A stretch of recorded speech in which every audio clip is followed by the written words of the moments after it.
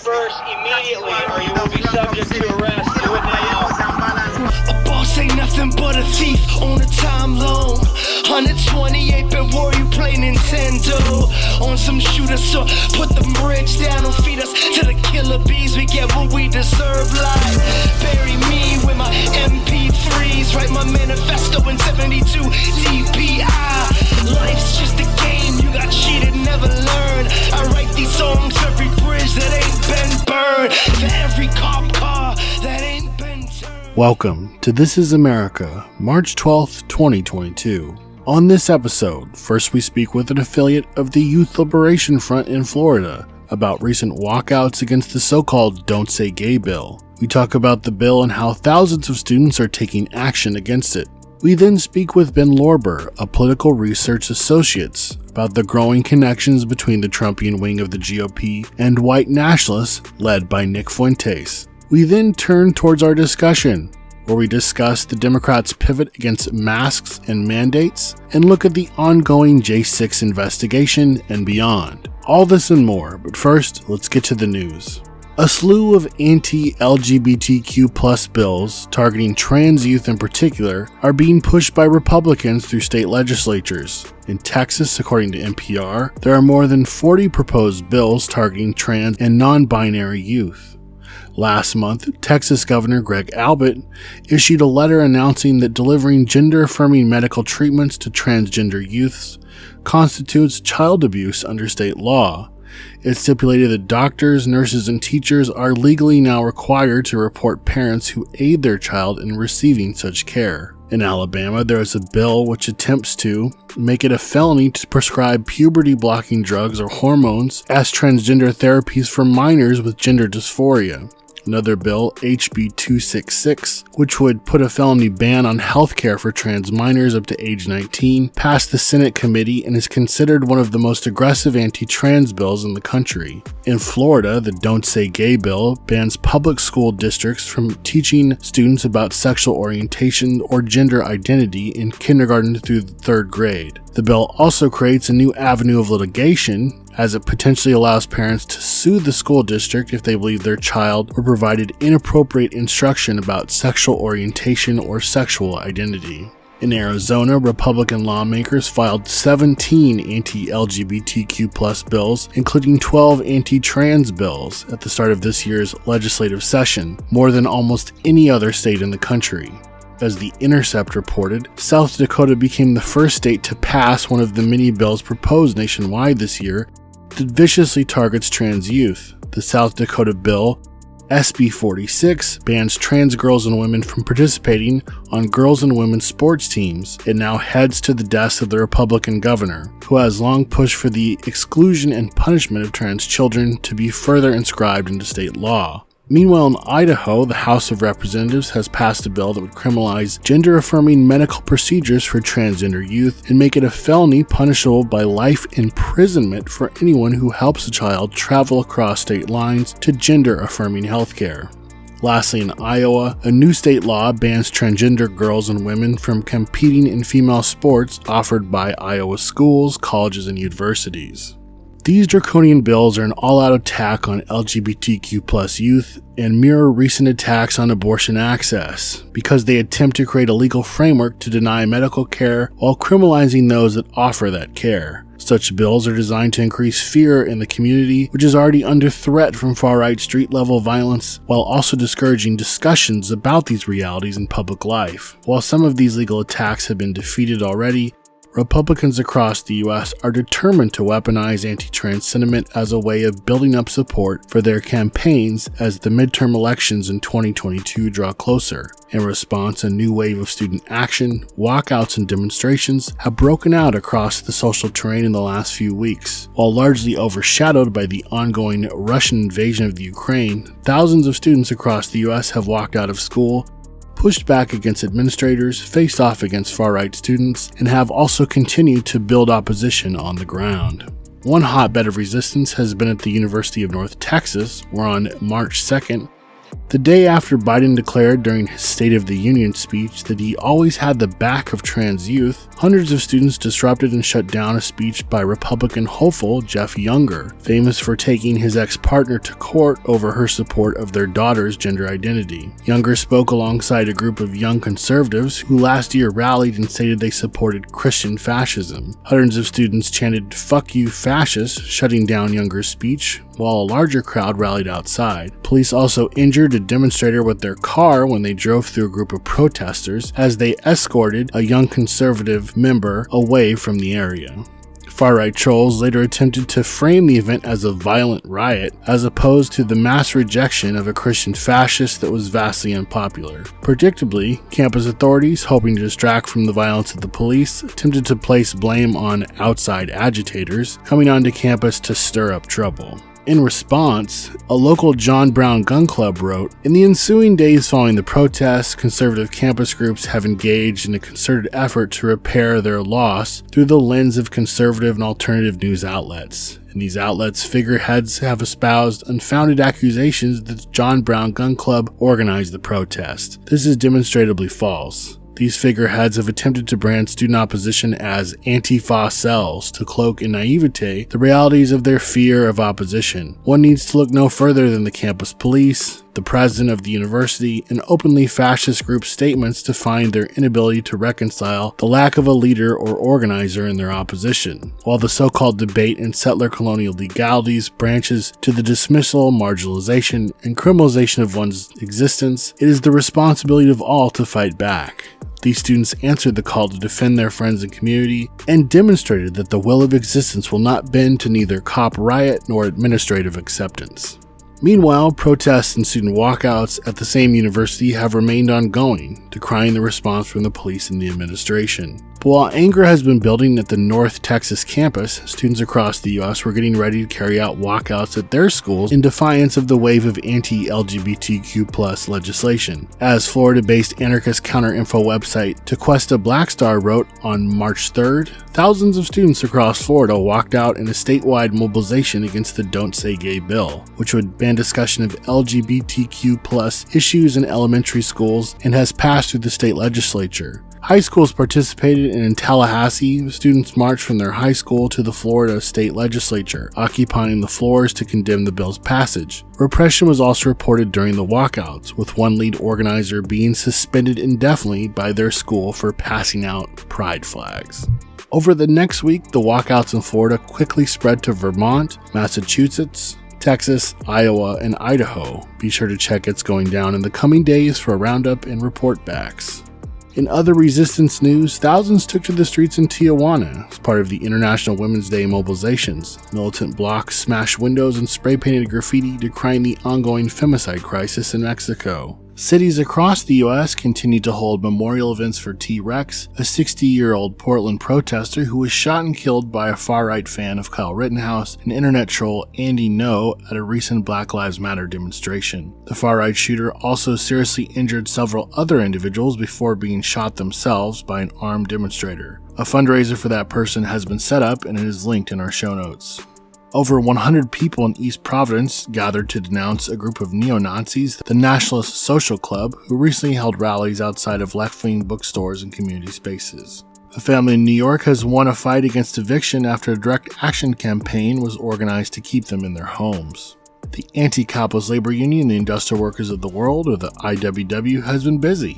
In Orlando, Wobbly stood in solidarity with workers at an eatery who organized a protest against bad conditions and poor scheduling, and workers at the Alamo Draft House and Cinema in Austin, Texas also recently announced it was joining the union. Resistance to the so-called Cop City project in Atlanta continues, and currently there is a call to come and support the barricades. A new communique has also been posted to scenes from the Atlanta forest, which takes credit for damaging 5 trucks. It reads, on March 1st, 5 large engineering trucks used to do survey work were destroyed in solidarity with eco-defenders currently protecting the forest from being clear-cut to build Cop City and more Hollywood infrastructure for Black Hall Studios. It is easy to approach vehicles and machinery sitting like ducks in subcontractor parking lots and render any and all of their equipment used to subjugate the land completely completely dead and inoperable. This is a call to action for more eco-warriors to replicate these actions in the name of defending the forest and all creatures wild and free. Save the South Atlanta forest. Fuck your ego and use the cover of darkness to go out and get shit done, for we all need more faceless saboteurs to help bankrupt all of these companies from being able to function. If you're looking to stand in solidarity with something, elders of the Miniwaka Indian colony in so-called Nevada are asking for more supporters to help them oppose unjust evictions from their land as the BIA and other forces continue to harass and displace elders. For more information and background, see our recent interview with people on the ground there. In memory of the radical housing organizer who recently sadly passed away, Jennifer of Philadelphia, you can now donate to a GoFundMe that's been set up, which is linked in our show notes. And now for some upcoming events. On March 20th, there is an Anarchist Equinox Spring and Mutual Aid Fair in Portland. On April 9th, there is the San Antonio Anarchist Book Fair, and on June 5th, the Anarchist Book Fair in Oakland, California returns, going from 11 a.m. to 5 p.m. in downtown Oakland, California. And if you value what's going down as a revolutionary autonomous media resource in times of crisis and you have the means, please go to itsgoingdown.org/shop. Again, that's itsgoingdown.org/shop, and you can sign up to donate monthly or give us a one-time donation. You can also follow our RSS feed, follow our podcast on multiple platforms, follow us on social media, check us out on the radio, tell a friend about our project, and if you like this show, you can also check out other amazing content on the Channel Zero Anarchist Podcast Network. That's going to do it for us. As always, enjoy the interviews and the discussion. We will see you soon. Hey everyone, I'm an affiliate for the YLF, and I participated in the walkout in Cypress Bay against the Don't Say Gay bill. So let's just talk about the quote-unquote Don't Say Gay bill. What is it attempting to do?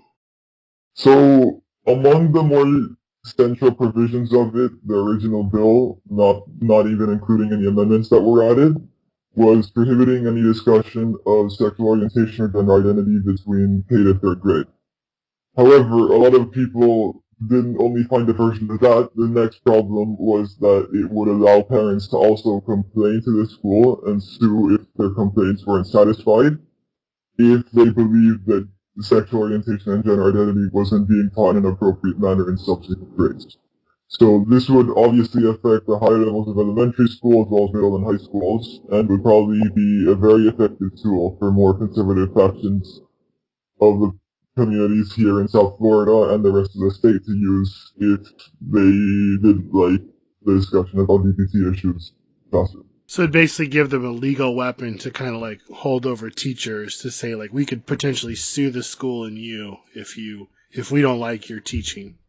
Exactly, kind of like the Greg Abbott abortion ban that the Supreme Court held up, so this is probably also going to stay there. Where do you see this kind of coming from? Is this kind of bubbling up from the surface, or is this kind of like the Republicans taking on this issue? Like, what are the forces that are really pushing this? I think this is a more concerted effort by the Republican Party to kind of drive away some of the dissent that people are starting to have over the cost of living, and it provides an alternative route for people to express their anger against an issue that they perceive to be causing them difficulty or harm to other people in life. It's definitely being pushed by the party as a whole, because although this bill has only passed in Florida and is only now being introduced in Georgia, there's other such legislation being pushed throughout the United States, and we're likely to see some of that legislation coming from other states, making it its way over to here. Do you feel like this is kind of picking up in the wake of the Democrats pushing for a quote return to normal in terms of COVID, like ending mandates and masks in schools and stuff, or has this already been in the works for a long time? I think it's a mix of both. It's definitely being pushed harder now because Republicans usually base their campaigns around culture war issues. Now the Democrats have been pushing for a return to normal with the end of most or all mandates, including of masks. I think Republicans have not as effectively marketed themselves in opposition to those issues, and now have to find new things to basically enrage the public so they can get votes come 2022 in November. How popular would you say these things are in Florida, if there's even a way to kind of gauge that? Like, is this something that people are really excited about, or is it only a very small percentage of the population that's even responding to stuff like this? Well, there's a very deep divide in Floridian communities over this, because obviously there's more progressive parents and families that have obviously found themselves in opposition to this bill. But there are also a lot of very conservative, in the traditional 1980s way, families that actually do support it. Because maybe it's a national trend that Republicans don't really respond anymore to these kinds of culture war issues against the LGBT community. But here in Florida, there's definitely a lot of homophobia, transphobia, etc., not only among adults, but also in the youth here. It's something we've had to work with and combat for years. So it is substantially popular here to an extent. Obviously, it's not the majority, and we'll probably see the Republican Party make some losses in November over that, but it is definitely a sizable proportion and probably larger than the rest of the country. So let's turn now and talk about the walkouts themselves. How did that get organized? The first walkouts were organized on a school-to-school basis. I think it was a few weeks ago that the first supposedly statewide walkout happened. That was put together by an alliance of LGBT advocacy clubs and groups and unions, student unions on campuses. It was mostly centered around the Orlando, Tallahassee, Jacksonville, and Tampa areas. Those did see very sizable turnout. I think that at least 15,000 students participated that day. I think it was February 28th, I could be wrong. But that was the first major action, coordinated action against the bill. And a lot of us here in Cyprus, they thought, hey, we're not as well organized with other schools in our area, but alone, we're the biggest school in Florida, so we could have a huge impact even if we walked out alone. Was there any sort of fallout or repression that came from the first round of walkouts? What was probably the most high-profile case of that was that the lead organizer across the state was suspended for handing out pride flags. But the reason that a lot of people perceived that to be directly political was because a lot of other people at the same school are passing out pride flags, and that's not really a punishable offense according to his school's code of conduct. So it was just perceived, a lot of people took that as, in a way, trying to silence the opposition of many students to political leadership that has been making their rounds on campus. What happened with the second round of walkouts? Was that organized by a different group of people, or? Every round has been organized by a different group of people because they're largely in different areas. The second round was far less coordinated. It's just been a bunch of schools walking out independently in concurrent or more similar periods of time over the last few days. That's been found to have been the example in Winter Park, where they walked out a day or two before us, in numbers of about 2,000 to 3,000. A bunch of other schools, like in Delray Beach, etc., have walked out in the day before and after we did. There was a general effort to start organizing schools to make a walkout happen about a week or a bit less after the first round, but it's not as coordinated, and yeah, it's by different groups. Where do you see things going from here? As for the future of the walkout movement and the struggle against the Don't Say Gay bill and others in Florida, there's been a lot of talk among the GSA, Gender Sexuality Alliance, and a bunch of other LGBT advocacy groups in our areas. A lot of members within those groups, not the leadership themselves, have been pushing for more subsequent demonstrations against the same thing. And it seems that there is potential for that happening, but we're not sure how school administration might respond to that. Because here in Florida, even the more democratic school boards appoint more conservative principals who like to exert a lot more control over their schools. So they might not take it very well for students to walk out a second time over the same thing.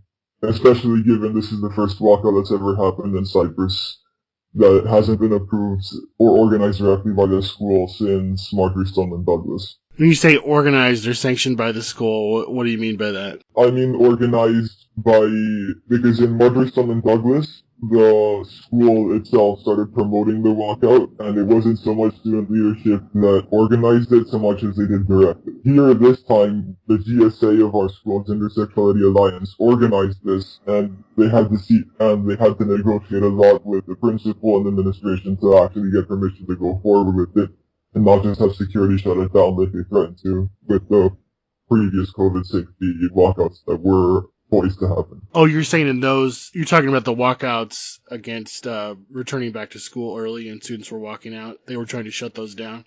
Yeah. The county here, Broward County, actually sent out a statement saying that they're not going to be authorizing any walkouts to happen, and any schools should try their best to shut them down as fast as possible. So those Wow. ended up not going forward. And they were successful in shutting them down. Yeah, because a lot of people here are willing to walk out over a political issue or even not just to skip school, but they're not willing to face like more severe risks over that. What would they do in theory if like thousands of students walked out? Would they just find a couple people they would deem as leaders and go after them, or? Those leaders would definitely be suspended for a long time and possibly even expelled for causing severe disruption of school activities, and probably if there were any students that they considered to be stragglers, they could probably pull them over and suspend them as well. I'm curious, just the mood on campus around this issue. Is this something that's like a split within the student body? There is a divide, though it's an uneven one. It's probably about 50 to 65% of the students oppose the bill, like very strongly. But there is definitely a more, let's say, a homophobic sentiment among young people that I and others haven't really been seen others address. And eventually that's gonna backlash because we didn't see it at our school, but we did see it at others that some people tried counter-protesting the walkouts and assaulting participants. Luckily it didn't happen here, but the environment is more volatile than one would think. The people doing that were students themselves, or these were like outside far right? No, these were students with ties to the far right, because we've documented people on the Cypress Bay campus themselves who also have ties to even the 3%er militia through family ties. Oh, wow. Yeah. And they were trying to attack people engaged in the walkout? Yeah.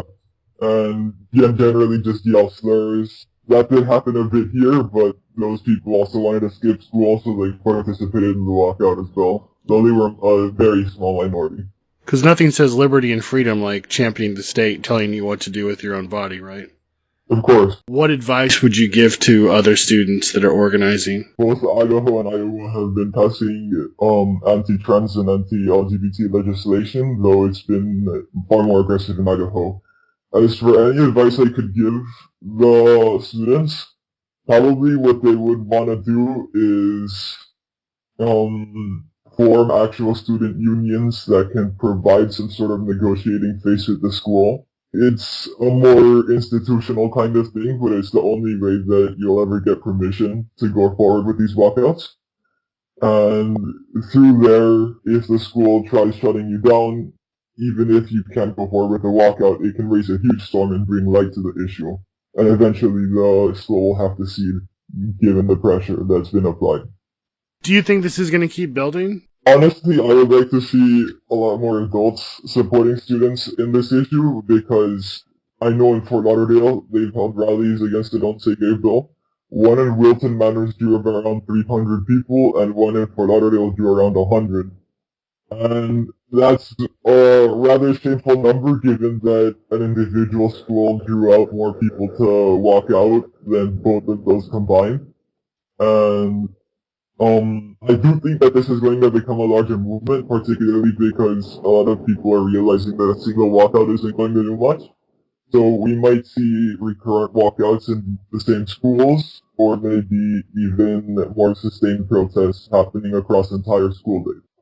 It's a bit too early to tell, though. Biden in his State of the Union speech mentioned that, he's always got the back of queer and trans youth. What would you say to kind of like that Democratic bloc? Well, I think it's a bit shameful that people think that they can just rely on Biden to carry out a lot of these actions in opposition to the Don't Say Gay bill and others across the country. Because as we've seen, he doesn't seem very dedicated to fulfilling his campaign promises. The one thing I can give him credit for is federally appealing the bill passed in Texas that would allow people to report trans children to CPS. But aside from that, he hasn't really spoken out much about actually acting on these issues. He did issue a condemnation of the Don't Say Gay bill, but again, it doesn't seem like he's going to act on it at all. And there's been a lot of other campaign promises that he's broken, and a lot of people here are very aware of that. So to the Democrats who aren't still going out on the streets to support us and the wider movement against the Don't Say Gay bill, I think it's very disingenuous to believe that you can rely on a single politician who by this point likely doesn't care about re-winning an election. Because generally, a lot of things that presidents do, such as Lyndon Johnson with the Civil Rights Act, were only spurred forward by civil unrest and mass protests in favor of them legislating these things.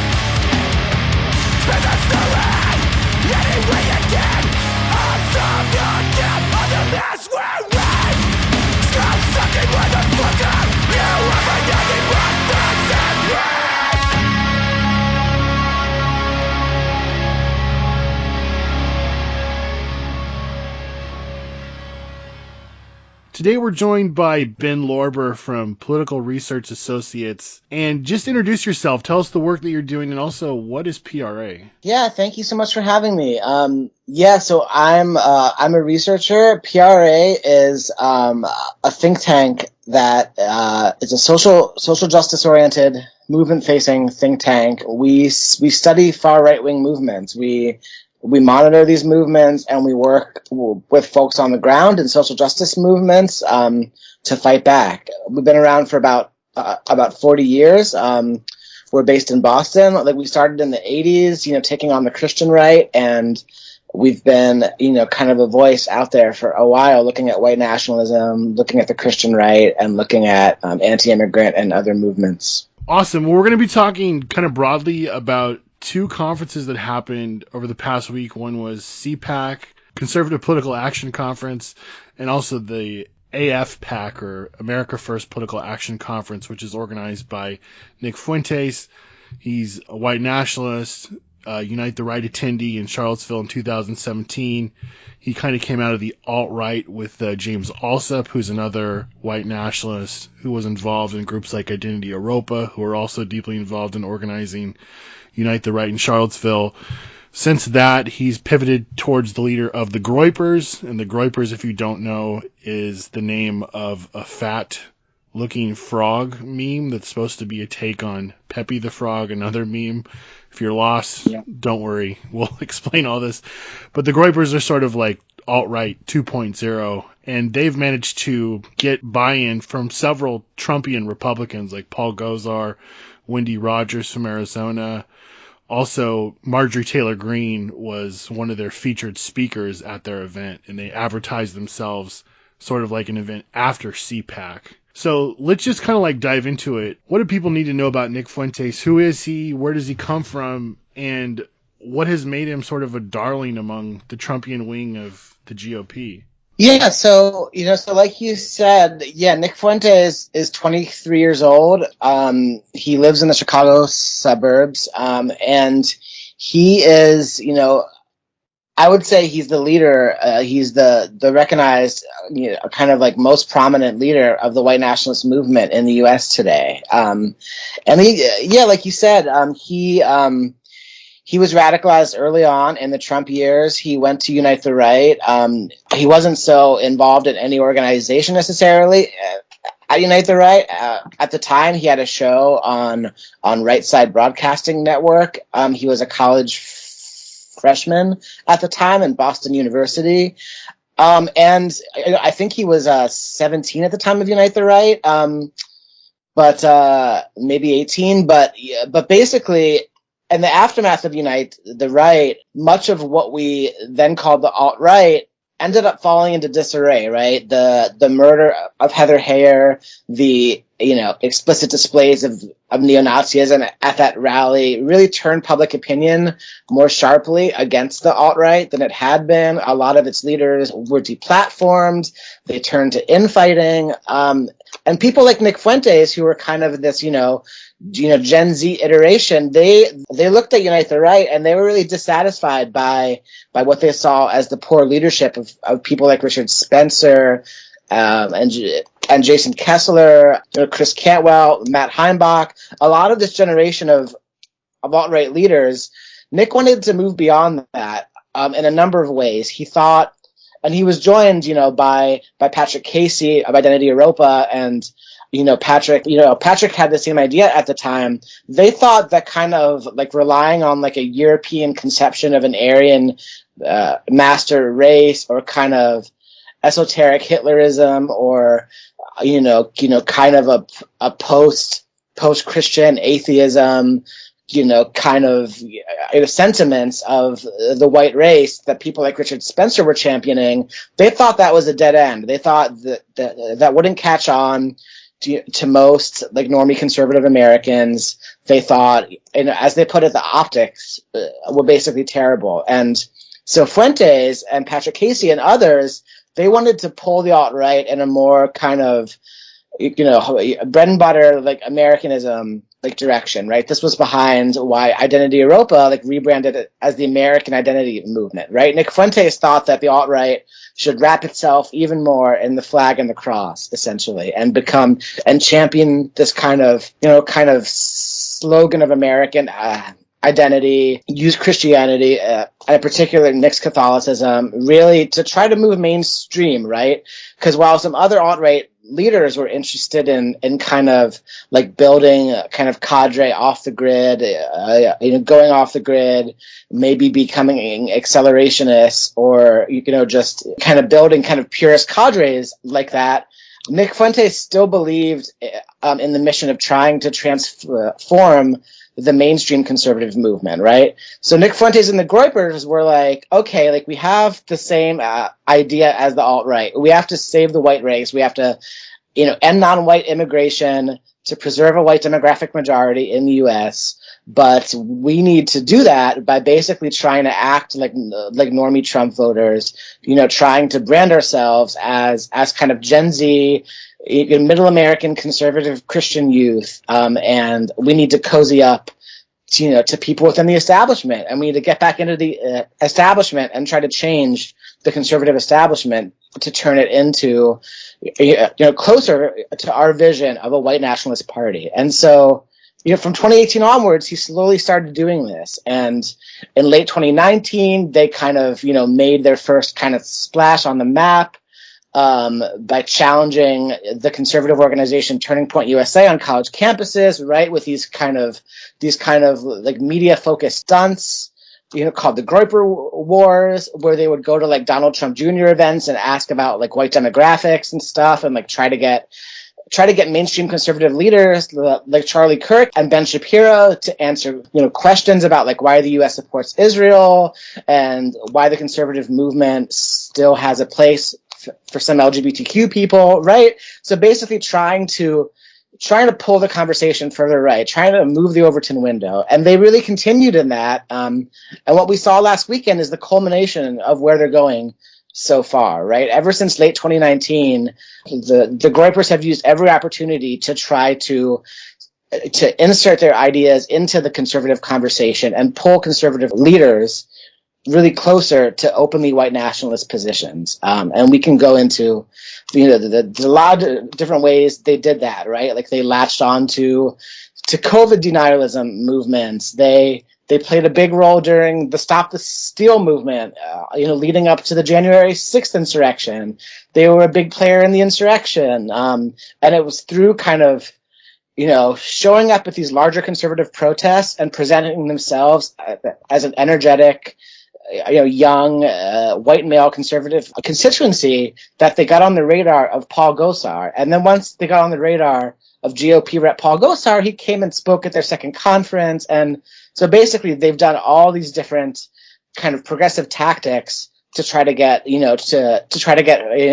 first a foot in the door of the conservative conversation. And now I'd argue they've gotten a knee in the door. I think someone else said that. So whoever said that, apologies for taking your framing. But yeah, that's where they're at right now. And I think, as you say, they are like a darling among the Trumpian wing of the GOP, and there's a real danger that they're going to move further mainstream in 2022. And I want to get you to comment on something. Nick has tried to kind of paint himself as something that's sort of like in between paleoconservatism of like Pat Buchanan and like outright white nationalism.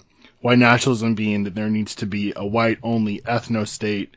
Paleoconservatism, basically, which I would say like Gavin McInnes is sort of a flavor of that. Like we need to basically roll back the clock to pre-civil rights, roll back the clock and shut all non-white immigration out. They say they want a white majority state. What does that actually mean, and how would they actually achieve that? Yeah, that's a good question. And I think it points to deeply rooted kind of tactical divisions in the white nationalist movement itself, right? Like I think our popular conception of the white nationalist movement is that they always have wanted a whites-only ethno-state on all or part of American soil. But, I think if you look at a group like VDARE or American like Renaissance, who are kind of like the intellectual, think tanks of the white nationalist movement, at times they will actually not quite argue for that, but instead argue, like you're saying, to preserve a white demographic majority. So it's the same framing of white genocide. Right? It's the same framing that increased non-white immigration is leading to a genocide of the white race, but there is a tactical difference there. And Nick Fuentes and the Groypers do try to say, based on this, look, we aren't white nationalists. White nationalists are the ones like Richard Spencer who want a pure whites-only ethno-state.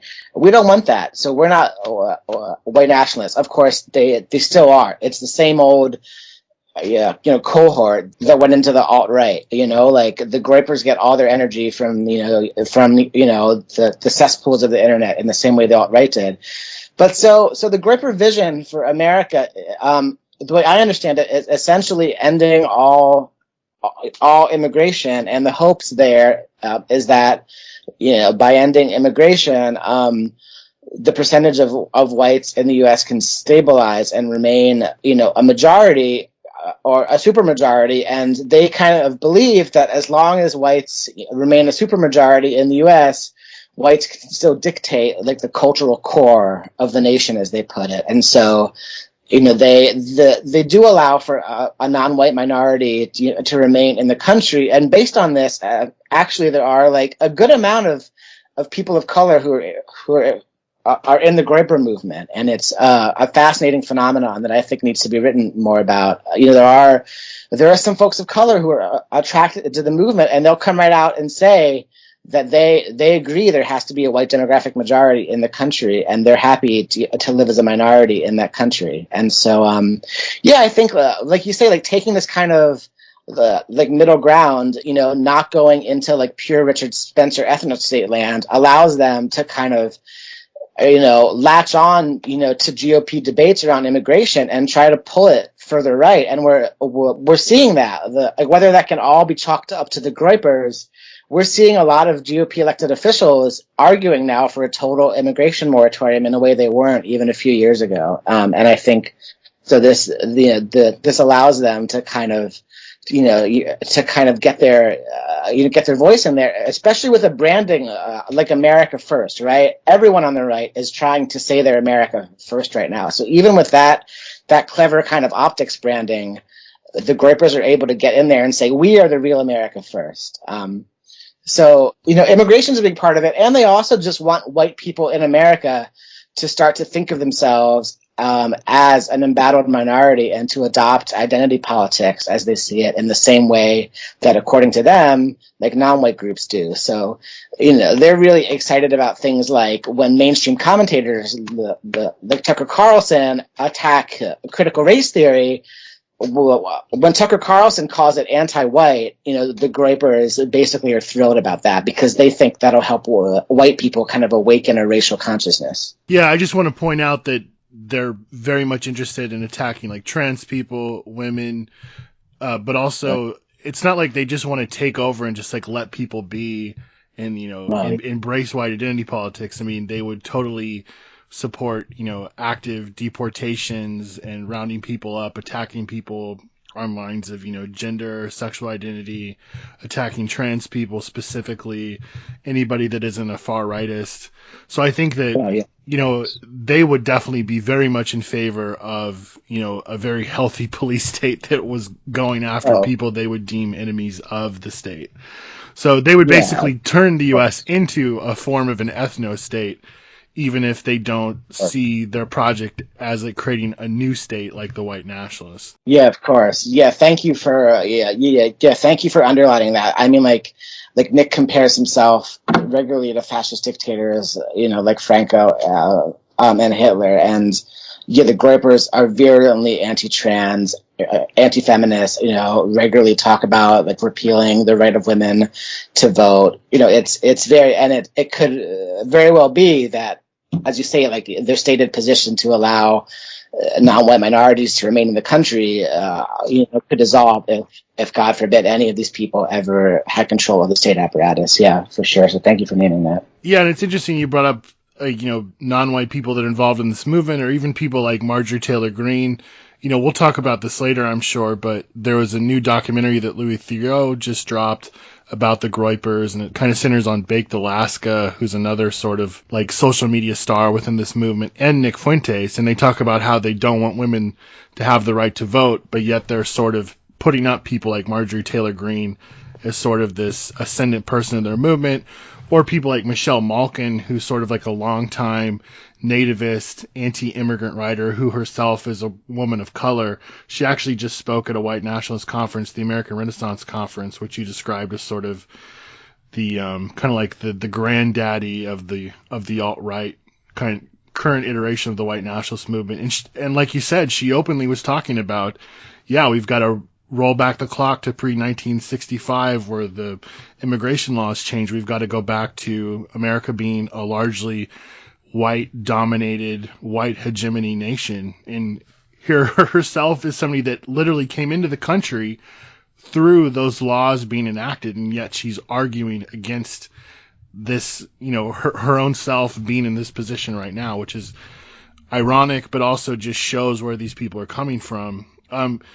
But let's turn now and talk about, so how do we get to this point? Like, for instance, you brought up Hitler, and I think one of the most damning kind of statements, and you shared this on social media, that came out from the America First conference was that Nick Fuentes was speaking and said like, the media is trying to demonize Putin and compare him to Hitler, like that's such a bad thing. And then he paused and said, I shouldn't have said that.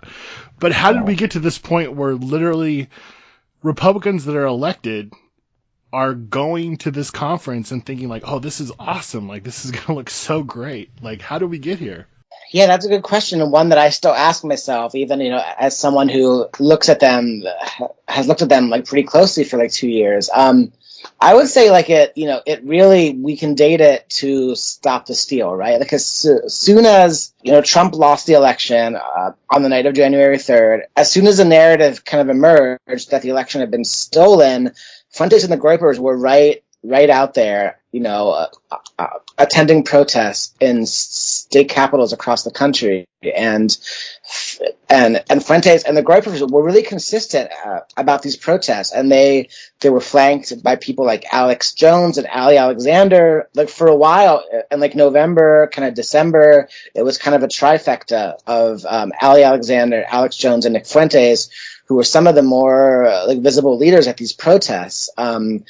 And, I think, GOP reps like Paul Gosar also played a big role. And numerous investigations since then have actually unearthed that Paul Gosar played a massive role in, trying to steal the election. But my conviction is that, in November or December, that was how Fuentes and the Groypers got on Paul Gosar's radar. He tweeted out something about how, let's keep on going, America First Patriots. And it was a picture of Nick with Alex Jones and Ali Alexander.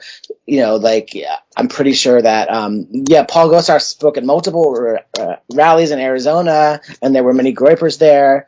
So fast forward to February 2021, after Biden had took office, and at the second annual AFPAC conference, Paul Gosar spoke at the conference, and that was, that made some headlines across the country, and that was a very intentional move by Fuentes to kind of to try to capture one of the leaders of the GOP, or one of the America First leaders of the GOP, right? The GOP is in this moment of transition right now, especially them, but still right now, where they're kind of casting around for new ideas, casting around for what Trumpism after Trump is going to look like, right? The GOP is openly asking, who's going to carry on the mantle of America First, right? So Paul Gosar appearing at their AFPAC conference, kind of set the stage. And over the course of 2021, Paul Gosar kept flirting with the Groypers, right? At one point, it looked like he was going to hold a fundraiser with them. Then that got a lot of media attention, and he ambiguously kind of backed out. But throughout, Paul Gosar's message was, hey, we on the right wing, we can't be canceling each other. We need to form a united front. We need to stop kind of excluding people with controversial ideas. That's what the left does, right? The left is trying to cancel everyone they don't like. We need to circle each other and support each other. And so Paul Gosar, right, being this leader of the America First wing of the GOP, him backing Fuentes, I think, had a large kind of symbolic effect. And slowly we saw kind of other, there were also a lot of Groyper activists on the ground, all in 2021 in places like Arizona, who were building kind of on the ground coalitions around, anti-vax protests and around kind of election denial, efforts. And so that's how the Groypers were able, to court their second elected official, Wendy Rogers, who's an Arizona state senator. She endorsed the Groypers, I think, in November or December of last year. So suddenly, in the course of a year, they had two elected officials, and then from there, I just think there's a lot of kind of backdoor maneuvering. I think Michelle Malkin and Milo Yiannopoulos worked a lot of networks. I think one other aspect is that Nick Fuentes was able to champion himself as the most banned, the most censored man in America at a time when the whole GOP is kind of trying to position itself that way, right? Everyone's against big tech right now. Everyone's talking about quote unquote social media censorship. Nick Fuentes, claims that he's been put on a no-fly list by the U.S. government, and that's remained unconfirmed. But I think it's a claim that got him on the radar of Matt Gaetz and a lot of other GOP elected officials as oh, this guy's the most banned person in America. He's a civil rights hero, which is ludicrous. But that's how some people, like Sebastian Gorka kind of had a tweet where he was well, like it or not, Nick Fuentes is the civil rights hero of the American right. So I think Nick was able to cultivate this brand. And so I think that also helped him. That got to the point where now there were, multiple elected officials at last week's AFPAC conference, including Marjorie Taylor Greene, who were siding with him. And whether or not all of these elected officials kind of, fully embrace his politics. Like, we'll talk about that. Like, maybe some of them don't, fully embrace his politics, but there's this attitude on the right that we can't cancel each other, that we have to form a united front, and that we need new energy, new direction, new alternatives. And I think Nick is really savvy right now in trying to position himself as one of these new alternatives. How has kind of the conservative mainstream and also the Republican Party writ large responded to this? Because there's been a lot written about it. There's been a lot on social media. How have they responded? Yeah, well, it's still, unfolding, right? It's been about, less than a week still since the conference, but basically, a lot of the kind of, conservative establishment, right? GOP chairwoman in the Senate, Ronna McDaniel, Mitch McConnell, Mitt Romney, a lot of kind of establishment conservatives have been pretty quick with their condemnations. And honestly, they're condemning him because he's a white nationalist, but I also think a lot of it was because of the clip that was circulated where the audience, chanted Putin, Putin, and, like Nick said, hey, what do we think about Russia, right? Like, or can we get a round of applause for Russia, right? So I think in this moment with the war in Ukraine, that was rightly perceived as, scandalous. And I think that's why it got a lot of attention. So, so the conservative establishment has condemned, like, Marjorie Taylor Greene for attending.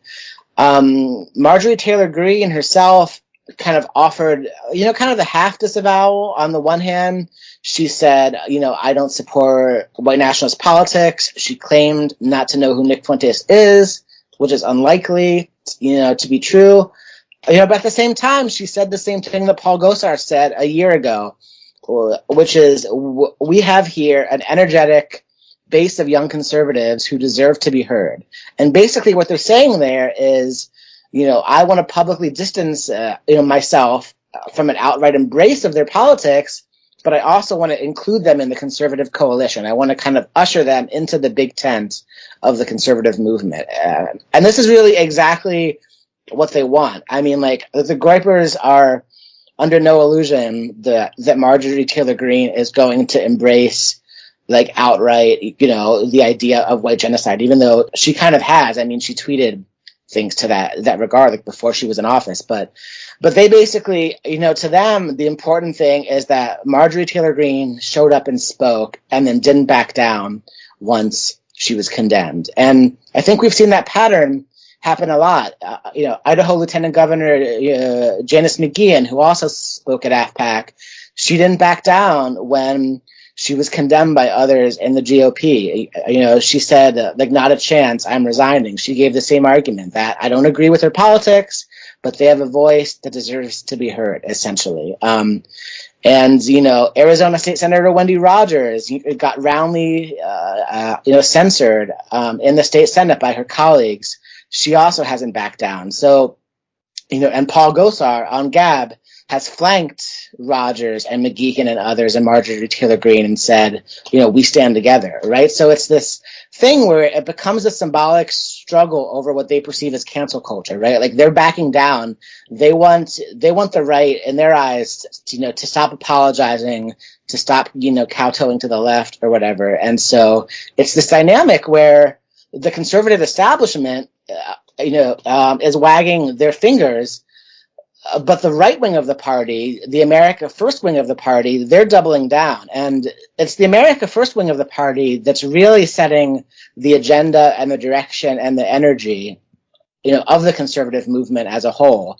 It's Marjorie Taylor Greene's party. It's Paul Gosar's party, and everyone knows it. So when the old guard conservative establishment condemns them, in a way, it only lends them further dynamic. It only lends them the ability to say, like, we are the vanguard, we are the strong ones. The old guard establishment is weak, we are strong, we won't apologize. And so yeah, I think that's what's going on right now. But to that point, the National Review op-ed was basically saying, like, oh, who cares about these people? They're on the sidelines.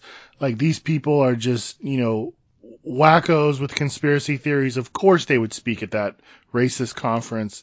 Of course they would go there. How would you respond to that? Basically saying, like, ignore them, they're on the sidelines. Yeah, I mean, I think that's the same thing a lot of the establishment conservatives said about Trump when he announced he was running. That's the same thing they said about the alt-right. And I think they were proven wrong that, obviously, Trump, turned his outsider status into an asset, in a moment, in an era, which is still continuing when everyone is looking for the outsider, right? Everyone wants to, to rally behind the outsider. There's still very much an insurgent energy on the right. And that's the same thing they said about the alt-right. And we all know what happened there. The alt-right in 2016, 2017 had a very large effect on conservative discourse. And so I think the reality is,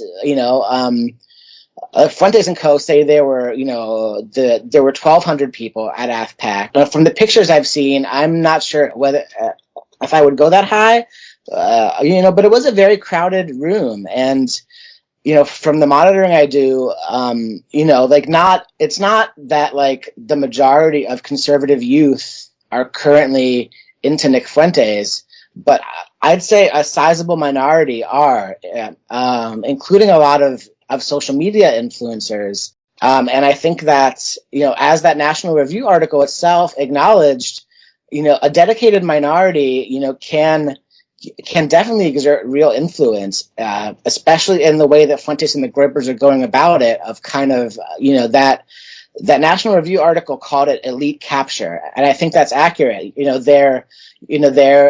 know they're a minority, right? Like they aren't currently like the majority of Gen Z right wingers, but they're branding themselves with Marjorie Taylor Greene and Gosar, two of the most beloved like figures by young, fiery conservatives. And they're kind of creating the impression of momentum. And, in our world, the impression of momentum is as good as momentum itself. And so I do think the Groypers have a sizable base. It's not, they aren't widespread, but they certainly aren't nothing. And I think, in spite of deplatforming, they have been able to hold on and build infrastructure and attract some youth, to their cause. And so I think, I don't want to, kind of, adopt the attitude that they are, inevitable and that they are going to keep exponentially growing, but there's definitely an upward trend. And I think the National Review article really seemed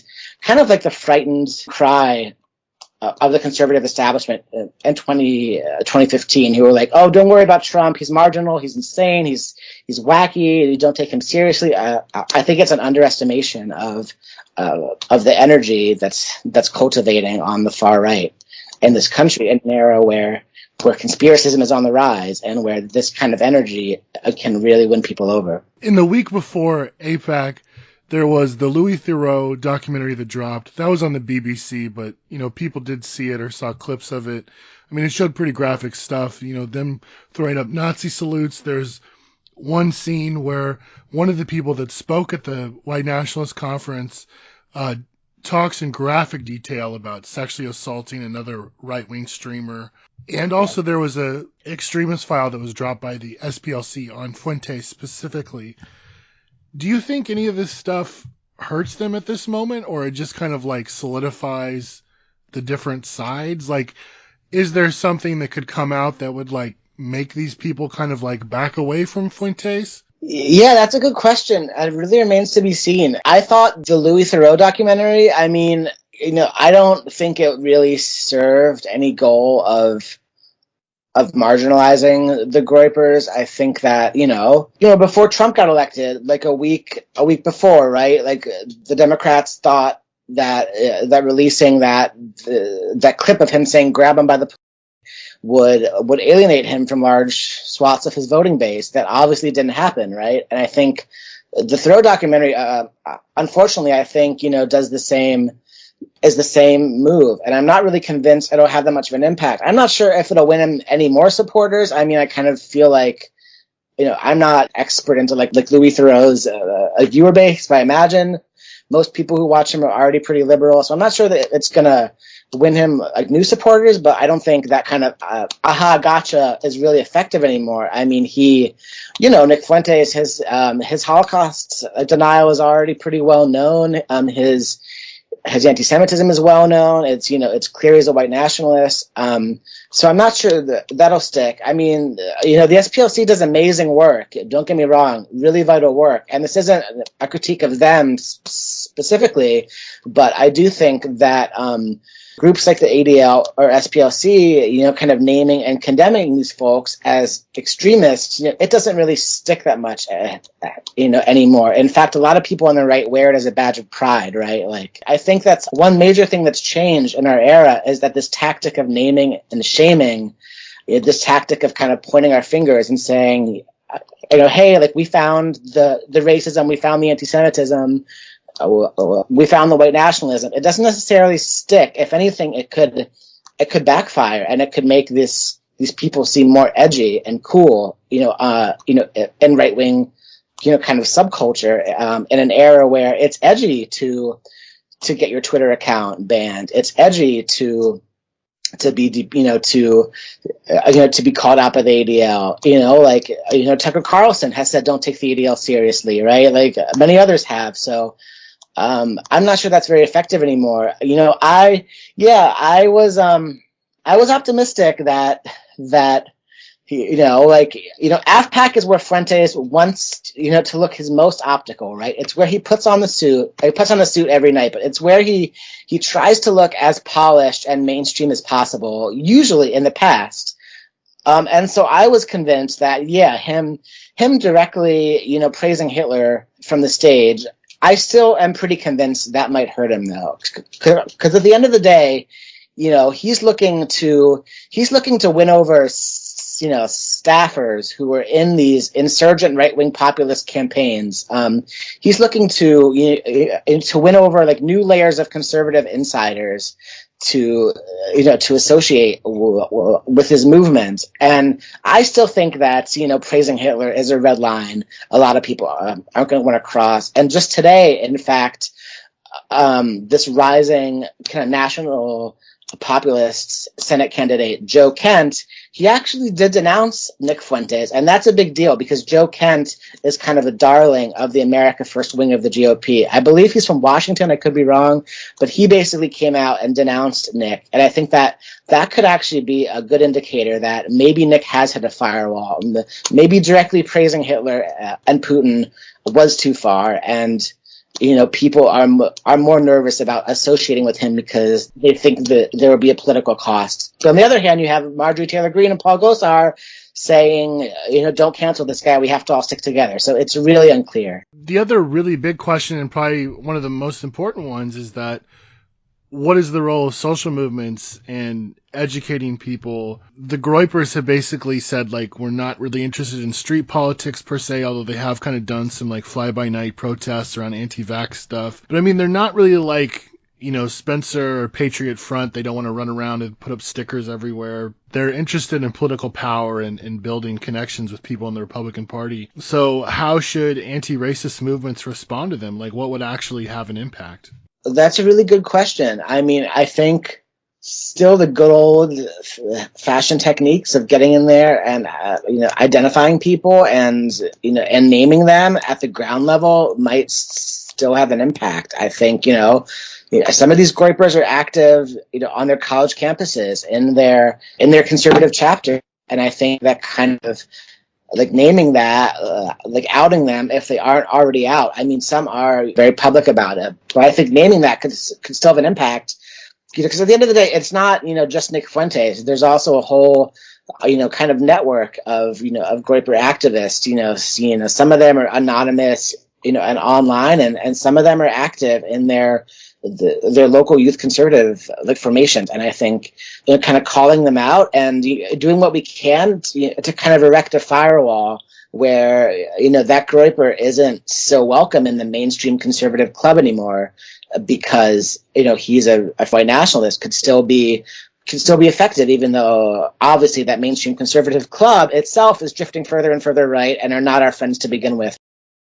It's complicated, but I think for those who have the stomach for it, I do think it's worthwhile to try to reverse their process. You know, they want to dissolve that firewall and circulate freely in more mainstream conservative spaces. And the more that the local activists can find the pressure points and figure out who they can win over to oppose it. I was also inspired. One longtime white nationalist who's now associated with the Groypers, named Dave Riley, in northern Idaho, he tried, to run for a local school board seat, and there was a local coalition that defeated him, and they actually had to hold their nose and to build a local coalition with quote unquote moderate Republicans who didn't want that in their backyard. And so, it's cringy. It can be unappealing to a lot of people. I get it, but I do think for those who have the energy, that is an option. But I think you're right that it's the Groypers don't have a formal membership, unlike some groups like Patriot Front, right? They're kind of a social media network, and so it's not as if we can just find their member files. They exist in a lot of different online spaces. There's certainly valuable intel and infiltration work, but I think you're right that it does present a challenge because they are more focused on kind of meta-political coalition building and meme warfare and things that are harder for activists to directly challenge. But I think building our own left movements, right, building our own powerful movements for justice, is the way I think we can ultimately try to siphon off their energy and to provide our own alternatives to the establishment.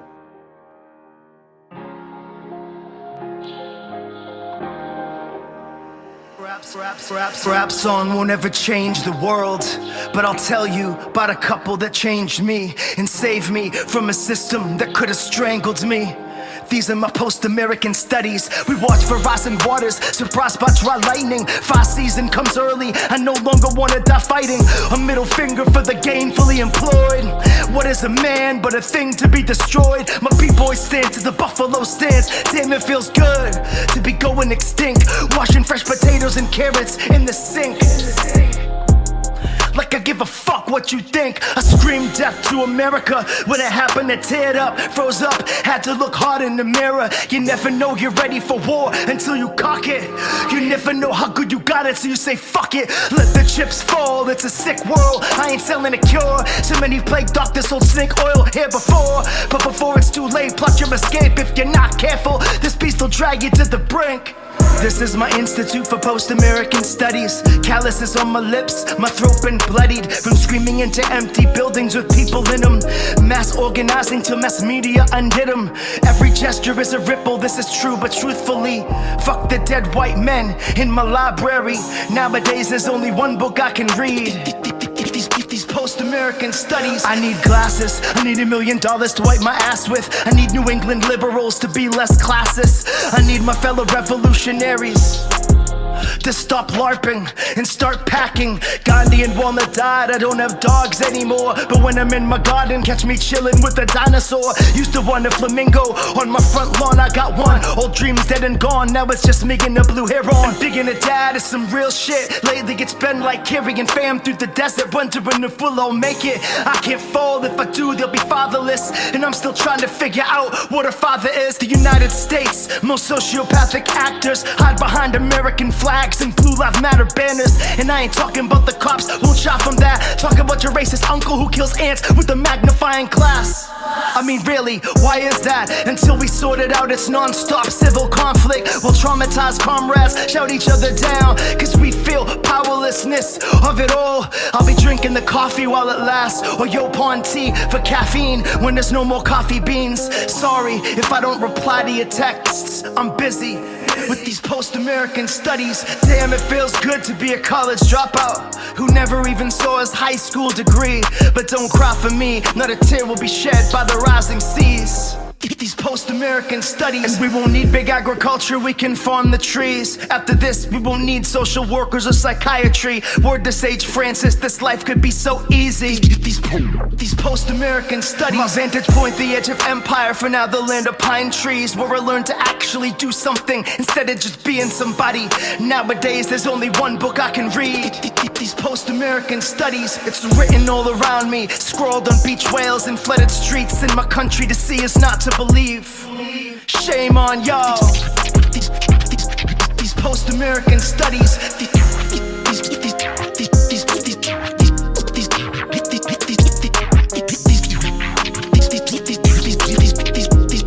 These post-American studies.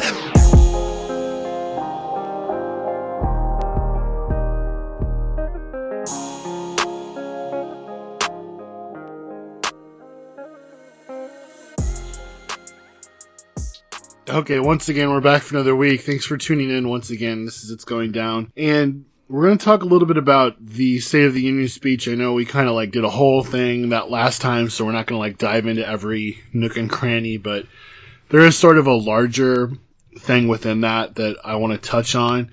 And like we said last week, I think the major thing is kind of what they didn't say. And sort of reading between the lines, they spent a large part of it talking about, the war in the Ukraine and sort of building up this national unity against, Putin and all that stuff, trying to bring people together. Like just today, I guess people are, rallying sabers against Putin, even in the Republican Party, which is interesting because there's definitely some people that support Putin that are on the right, that are connected to the Republican Party, like Steve Bannon, Nick Fuentes, Donald Trump. Yeah, thank you. So yeah, there are interesting moves being made. But, basically the message was, hey, the economy's awesome. The pandemic is over. Don't worry. I'm not a radical. I'm a capitalist. Black Lives Matter is stupid. We're going to totally fund the police and give them everything they want. The police are the solution to what's going on at the border. The police are the solution to homelessness. The police are the solution to the opioid epidemic. We're just going to throw police at everything. And that's really the way it's going to be. Don't worry. I'm a partisan to the business class. I'm a partisan to the military class. I'm a partisan to the police class. I'm going to keep things running as they are. The GDP is up. Things looking good. And what was interesting, though, is that Biden and the administration pushed to basically end the mask mandates recently, and basically before the State of the Union speech. So when they did it, it was no masks, and they did a whole thing where they went out to the audience, and you see the generals and the guests and all the people in Congress with no masks on. It was this big deal. And on NPR, they were talking about, oh, what a message it sends and all this stuff. What they did is they basically took the levels of where things are at. So if you were in a county that was high, they switched it down to now you're in a medium or low risk county. Because they changed, I think it was the amount of days that you're supposed to spend in the hospital or something like that, right? Yeah, they adjusted the thresholds, a number of different metrics, but right. They just changed the numbers. It was totally So now they're going with this policy of ending mask mandates, which is going to be interesting in several ways. I mean, it's going to be interesting to see sort of where the energy on the right goes. So what do we make of this? I mean, it seems like a big roll of the dice. It's definitely designed to get votes. Yeah, it's a huge roll of the dice. So I want, we pretty routinely on this show point out kind of correlations between what's happening now and what happened before in supposedly the times of abnormality under Donald Trump, where supposedly everything was different and now we're sort of back to normal, right? Kind of pointing out how really those commonalities exist. So I want everyone to rewind, if we can, back to what feels like 5 centuries ago, namely the halcyon days of early 2020, before seemingly everything ripped open and fell apart. And if we can think back to early March of that year, so we knew the pandemic was the thing. We'd started to wearing masks outside. Social distancing was starting to be a thing. And Donald Trump gets up on stage and tries to pretend like the pandemic wasn't real. And the media freaked out. And they said, oh, this is Donald Trump. He's just trying to, make it so that people stay going to work and that'll make the economic numbers look good. And he's got to have good economic numbers or he's not going to get reelected and blah, blah, blah, blah, blah. And he didn't convince people to go back to work and the economy did crash. And that on top of many, many, many, many, many, many other reasons by that point, he did not get himself reelected. The economy being definitely not in the top 2 or 3 of those reasons, but generally is impactful. What is happening right now is that the Democrats are trying to run on this message that, they fixed the economy, right? They solved all the problems of the Trump economy and they fixed it. And look at us now. We're all getting jobs at $12 an hour or whatever. Yeah, right. Science prevailed, right? And vaccination rates are through the roof. Yeah, we all made it by being reasonable, right? And that's sort of like the message that they're carrying forward. And there's a very basic reason why. And I think you hit it right on the head when you ask the question of what happens to all this energy now.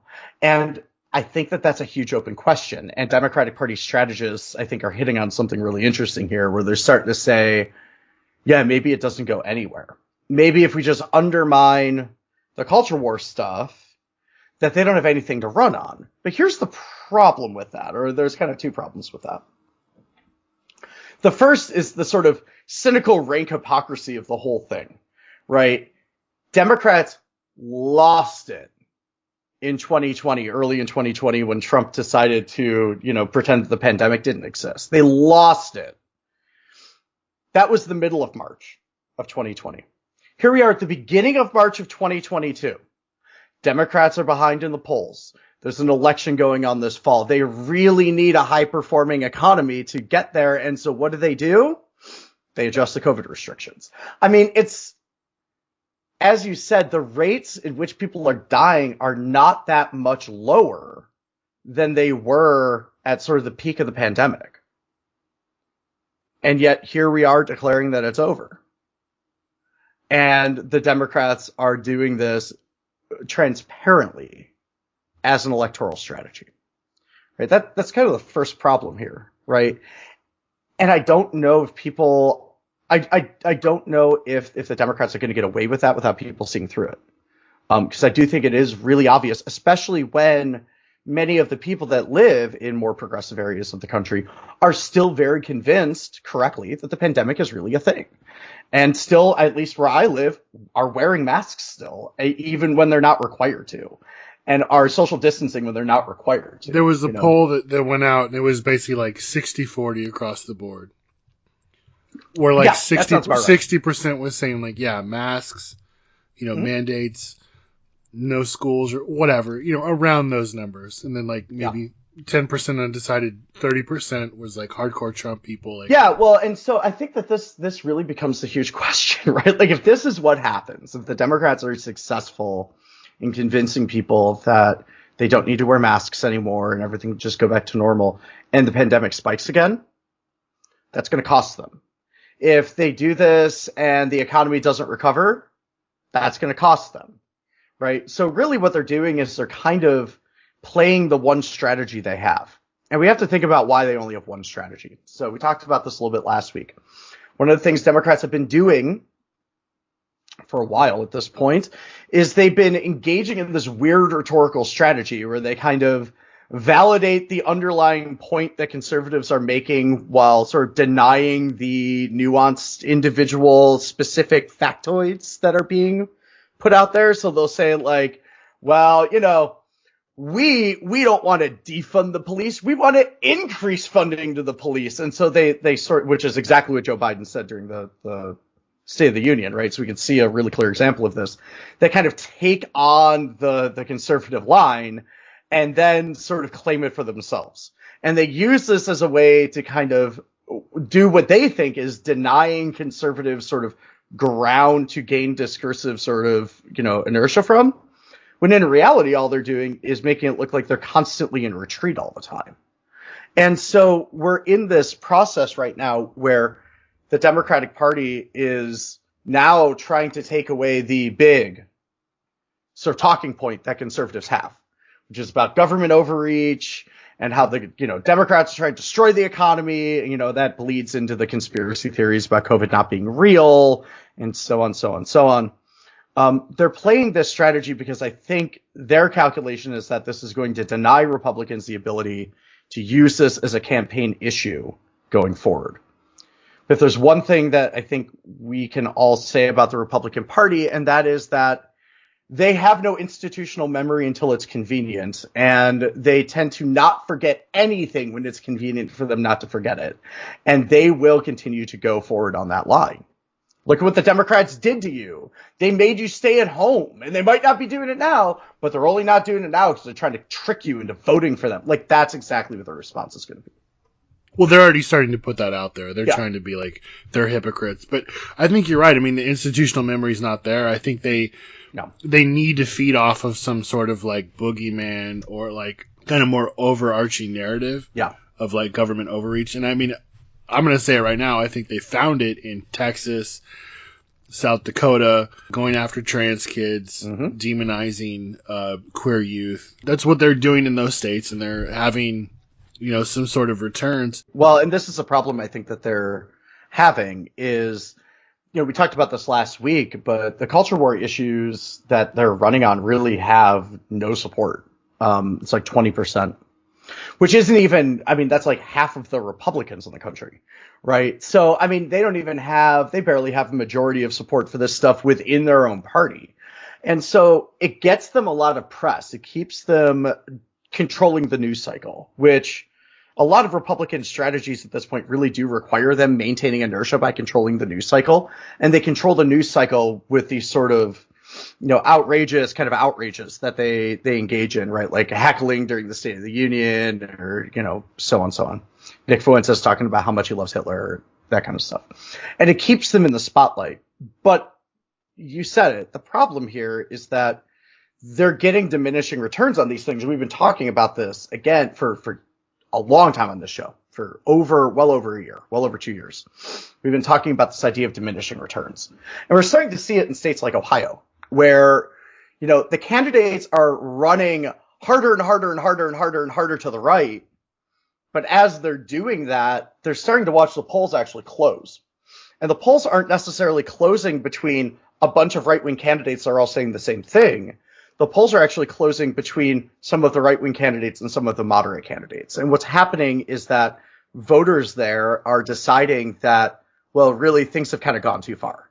And this is sort of getting to a point of extremism, which is almost satirical, and kind of ridiculous. And if anyone's paying attention to the Ohio primary, see there's some real special stuff going on in Ohio right now. If anyone really wants to see what the kind of like fringes of electoral right-wing wingnuttery are, just check out the Senate primaries in Ohio.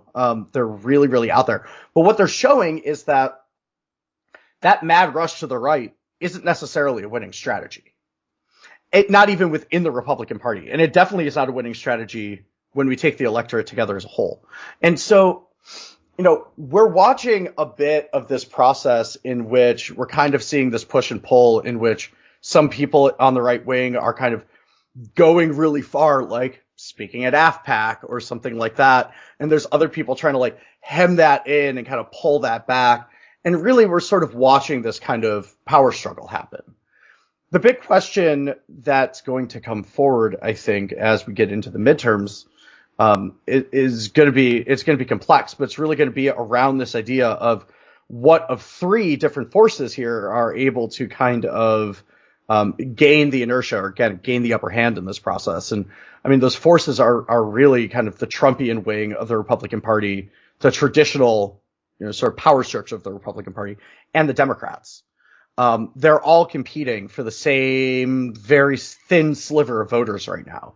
And the reality is that those voters are not going to go to the Trumpian wing of the Republican Party. And so a lot of what happens going forward, not just with this strategy, but with their attempts to kind of, regain inertia from Republicans going forward, I think a lot of that has more to do with whether the Republicans eat themselves and destroy themselves than it has to do with Democratic Party strategy at this point. Because again, we're really talking about a small sliver of voters at this point. Most people are somewhere convinced, like pretty firm in a position right now. Yeah, I just want to point out one thing before we transition. You know, the Democrats are doing the same thing that Trump did when they're talking about the economy. They're just talking about how great it is, how great the GDP is. As we talked about last week, I mean, we are literally in the most unequal in terms of not only wealth, but in terms of the racial discrepancies in wealth division that we have been since World War II. Right. I mean, when people talk of the Gilded Age, this is what they're talking about. This immense division. I mean, like just before we were recording, we were talking about how California is talking about using essentially police measures to deal with homeless problems, like literally locking people in some sort of binding things if they don't go to treatment, and dealing with things like people that are on the streets with mental health problems and stuff like that. Right. I mean, things are like literally getting to this point where in the larger states and the bigger cities, we're seeing these things that before were kind of relegated to places like Detroit and all these other cities where, you know, we've seen these things play out for a long time, or places like Flint, Michigan. Now this sort of collapse is spreading beyond just these certain points, and they're spreading out throughout this larger thing. And, you know, we've talked about that sort of collapse for a long time, but I mean, they're still playing up this thing about like how great the economy is because the capitalists are raking in record profits post-pandemic, because despite the fact that people have kind of held back and tried to shop around in terms of jobs and wages have gone up, like for instance, Target just announced that they're going to start paying people in some areas $24 an hour, which is hilarious because Biden is still talking about like, oh, maybe we should raise the minimum wage to $15 an hour, guys. Like, oh yeah, like can you believe that he brought that up in his speech? Like that is still something they're like saying like, oh, this should happen. As if like, dude, you ran on that, for instance, like 10 years after people were bringing it up as an idea. And you were still presenting it as this like radical thing, like, oh, $15 an hour then, and it still hasn't been passed, and you're still bringing it up. It was funny, Politico had this thing, and this again was in last week's podcast, but it said like literally Biden's speech was all just a bunch of grab bag of like different policy proposals that no one's ever heard of and have no chance of actually getting passed. And it's like, oh, for the opioid crisis, we've got this. And for kids that are bullied online, we've got this. And it's just like, none of that stuff's going to happen and none of it's going to get passed, but they can just, you know, point to this package of legislation that like somebody somewhere is talking about as like the solution. But my point in bringing this up is, you know, we're literally at a time, again, not only the wealth disparitancy, but, you know, a lot of major cities now, the moratorium is ending, like Seattle's just ended a couple days ago. As we mentioned last week, again, like rents in like the top 50 median cities have gone up by 20% over the last year. That's insane. So I think one of the things, as anarchists, as autonomous anti-capitalists, as people that are out there engaging, if we're thinking about taking the wind out of the sails of both corporate parties, it's again to highlight these contradictions and say like, look, both of these parties don't give a shit about any of us. And they're making hand over fist, and things are going really well for the wealthy and the ruling class, and things are getting worse for everyday people. I mean, it's the same snake oil that they're peddling that Trump did. I mean, it's literally the same. And we need to point that out, and we really need to share that to people, that that's what's happening while things continue to get worse. Yeah, I mean, think about how furious we were, and if anyone wants to, you know, kind of look this up, you can go back to some of the episodes from the summer of 2020, but how furious we were about the governor of Texas, Greg Abbott, being like, hey, everyone should just go back to work. And, you know, if some people die, well, that's worth it. You know, and it's worth it for the economy. And I'm willing to sacrifice for the economy. That is ridiculous. That is some of you may die. Yeah, some of you may die, but it'll be worth it. Like, what is any different between that and what was said during the State of the Union? Nothing. Literally, what Biden said is, you know, we do have to really watch out for the immunocompromised, and, you know, some people are going to die. But really, you know, if we just use contact trace, I'm sitting there going, Oh my God, dude, you literally freaked out about the governor of Texas saying exactly the same thing less than 2 years ago. It's exactly the same message. It's exactly the same message. Exactly the same message. And now their big solution is they said what they're going to do is that if you feel sick, what you should do is they're going to set up a testing facility somewhere, and you can go there, and if you test positive, then you'll get a pill for COVID, and that's how they're going to deal with it. Yes, because of course, all of us have the ability to just like take days off work randomly and go get tested and then like not be able to go to work for 2 weeks. Absolutely, we all can do that, right? I mean, it's a completely tone deaf, entirely absurd strategy. I mean, the reality is that COVID is pointing out one of these sort of limit points of capitalism in which we have hit a point in which there's a thing that is occurring which makes capitalism impossible, except with really extreme measures that kind of artificially allow it to function, which is ultimately what we've been doing for the last 2 years, right? Is that we've been engaging in extreme measures to keep capitalism functioning, right? And yet we're at this point in which the extreme measures aren't sufficient. The disease doesn't go away. And so the only thing that they can think to do is, instead of rethink of the way that we live, maybe, have this be a transformational moment in contemporary human history. Instead, the solution is go back to work, hope you don't die. It's ridiculous. It's completely absurd. I'm going to say the same thing I said back then. None of us should die for capitalism. I mean, seriously, that's what they're asking us to do. But why? Why should we go die for capitalism? It doesn't serve us at all. It never has. You're listening to It's Going Down, part of the Channel Zero Anarchist Podcast Network. Follow us online at itsgoingdown.org and on Twitter at IGD_news. If you like and appreciate this podcast, go to itsgoingdown.org/shop and give us a one-time donation. Sign up to donate monthly or donate through Bitcoin.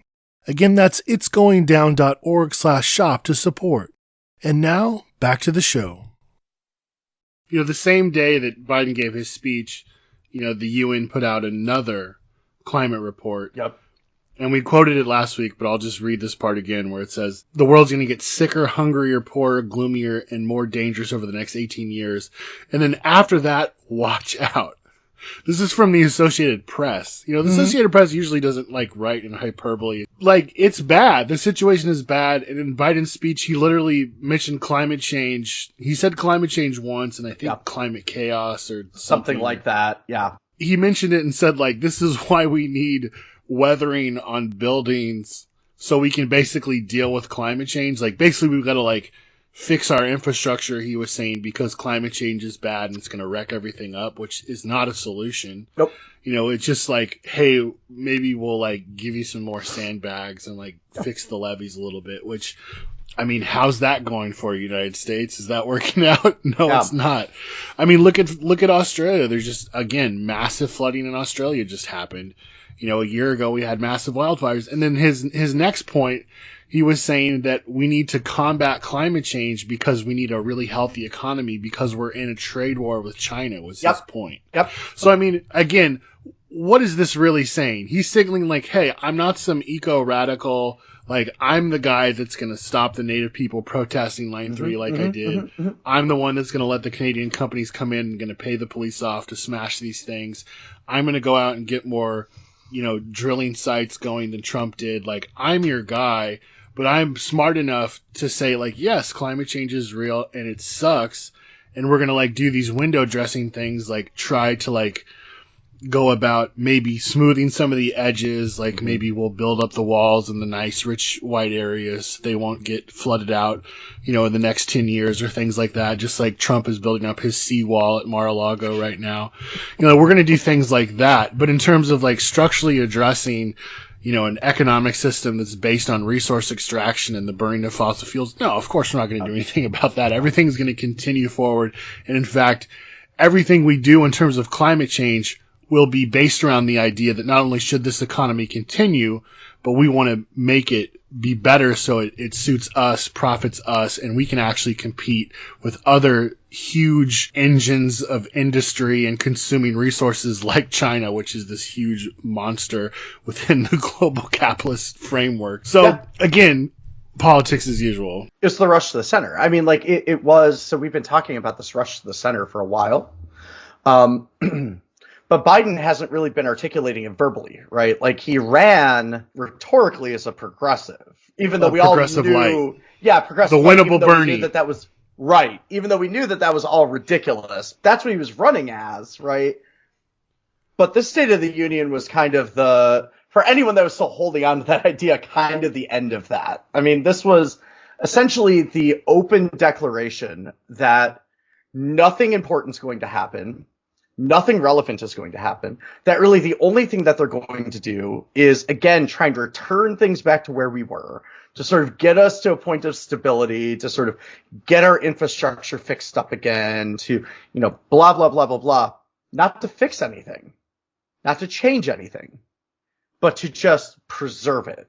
And it's this almost conservationist mentality. And it's like, if we take life before the financial crisis, right, and then just freeze it in place and stick it in a museum, that is what their vision of America is, right? Like we all jokingly criticized Mitt Romney when he was running for president for, his vision of America really being this sort of, made up kind of fictional 1950s Truman's America that we saw on television, right? The Ozzie and Harriet version of America, which never existed, especially for non-white folks, right? Like that was just never really a thing.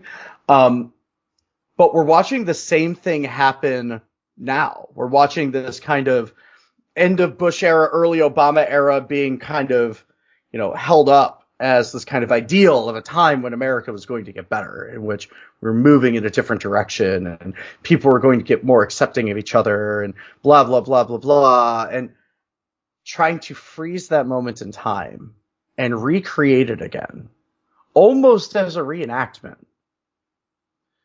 And in the process, just kind of ignoring everything that's happening. I mean, it's absurd. I mean, it's completely absurd. And this is the kind of politics that, would have functioned, I think, probably much more effectively before the internet. But just like we're seeing in Ukraine, like it's a lot harder to lie to people now. And it's a lot harder to sort of construct these visions that people will just sort of latch onto. And it's not that it's not happening, right? I mean, Trumpism is literally based on doing both of those things. But I would argue that all of politics was roughly that before. All of politics was really the creation of a vision and the sort of reading of the world through a vision, right? What we're watching Biden do is he's trying to do that. He's trying to create this vision. But the problem is that he's running into is it is demonstrably false, right? In ways that are really obvious, especially to anyone that's, on the internet. And it's a vision of America that most of the people that voted for him have no interest in. The problem that he has is that he's still trying to construct the America that the whole millennial generation rejected. Well, yeah, and rejected 20 years ago. Yeah. Oh, yeah, we're going to solve global warming by changing what? Our light bulbs? When has anybody believed that? It's the world's on fire, dude. Right. Exactly. And this is your solution? Oh, we should have a bigger economy to fight China. What are you talking about? We're going to fucking die if we don't do something to fix this. Who cares about fighting China? I mean, this is... Yeah, exactly. To be perfectly honest, and I was talking to a friend about, the Russia-Ukraine thing yesterday, about this exact point. But the Iraq War made no sense to most of us, right? It made no sense why the U.S. military would want to intervene in Iraq. Right. And all of the arguments that were put forward, WMD arguments aside, all of the arguments that were put forward about big global historical missions and all this other stuff, nobody cared about any of that. None of that means anything. It's literally just the repetition of the political assumptions of the imperial age. It means nothing in the 21st century. So when everyone's sitting there arguing about Russian spheres of influence and NATO spheres of influence. Like, those things are real, but those are problems that aren't relevant anymore, except for people that are in charge of governments, except within the sort of narrative of nationalism. But really, if we kind of dispense with the idea of nationalism entirely, none of this has any logical basis whatsoever. And so why, then? Why would we sit here? I mean, because literally this whole idea of like, we're not going to fix climate change in like really radical ways because we need this big economy to fight China is literally saying you should be okay with climate death because China. I want everyone to think about that for a second. Like, I don't even know what to say about that because it's so ridiculous, right? Who cares? What I care about with China, personally, is I care that China is a deeply, deeply, deeply authoritarian dictatorship, that a lot of people suffer with it, including people that I know. That I care about. I care about people in Hong Kong not going to prison for political dissent. I care about, you know, the Uyghurs in China not getting thrown into re-education camps. Like, that I care about. I could care less about the Chinese government, right? I could care less about their vision of the world. I could care less about this kind of like weird idea of American nationalism and American hegemony and sphere of influence. None of us should, or most of us don't care about any of that. And so why? I mean, literally, we have a president asking us to be okay with living through climate disaster because China. It's an absurd idea. But again, this is another one of these you should be okay with dying for capitalism arguments. You know, I mean, I want us to think about this in really kind of sober terminology. It is pretty normal for the idea that you would dedicate your life to fighting for a different world. It is pretty normal for that to be portrayed as an immature, illogical decision, right? It's not. It's in fact the thing that makes our lives have relevance, but it's often portrayed as an illogical decision. Yet dying for capitalism is considered normal and rational, even though capitalism itself has no goal except its own accumulation.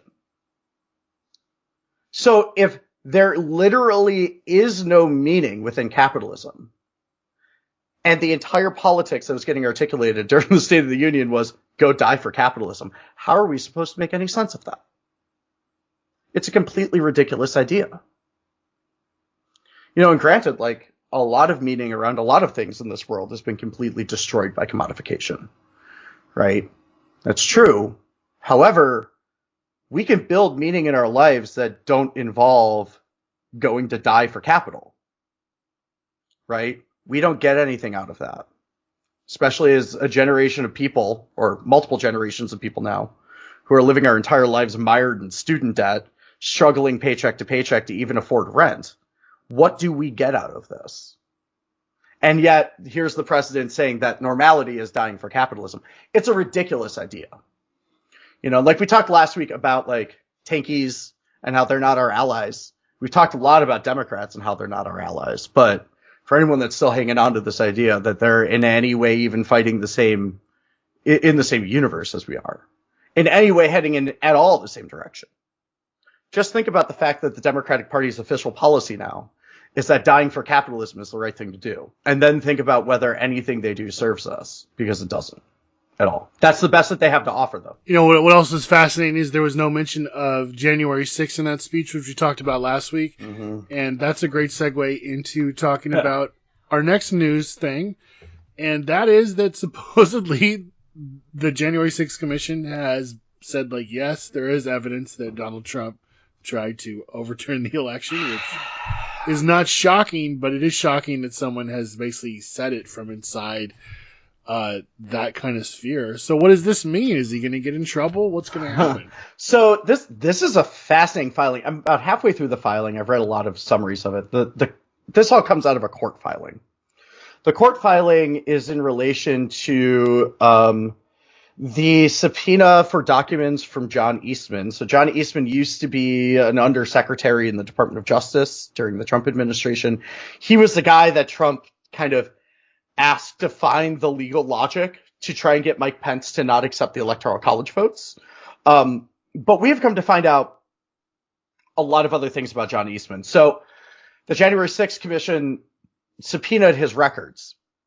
And he tried to say that his records related to his personal communications, anything he did for the Trump campaign, which he wasn't supposed to be doing because he was a government employee, and any of the communications around the election, all of that falls under attorney-client privilege, which is a really interesting argument considering that he was not in private practice at all.